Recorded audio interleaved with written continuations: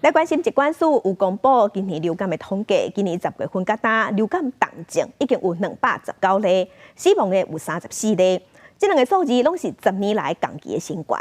也若顶礼拜新增加8个死亡的案例。另外，伫家人是传出有一个50多岁查甫人，伊做流感预防射、新冠预防射2种疫苗了后，心加痛，同工的暗时就伫病院过往。目前疾管署正在调查伊死亡的原因。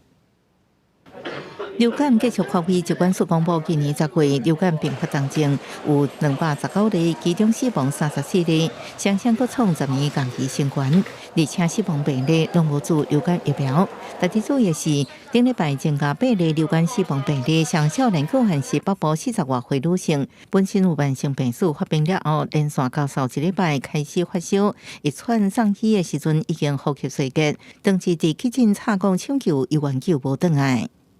在急诊就医的时候，已经血氧低下，然后呼吸衰竭。虽然经过紧急插管以及给予抗病毒药物的治疗，但是症状还是持续的恶化，那是在当天就过世了。另外，基隆市传出一个50多岁男性17中昼去卫生所做流感甲新冠疫苗，转去1点钟了后，感觉心脏加痛，下晡3点到病院挂急诊，想不到当暗伫病院死亡。家属质疑甲做疫苗有关系，经报警请检察官上检。疾管署表示，还未收到做疫苗不良事件通报，那家属申请做预防射受害救济，一定会全力协助。接种疫苗后1个小时发生心绞痛来讲，一般这个并不是就是我们认定的，就是跟疫苗直接有相关的一些可能的副作用。不过如果说有按照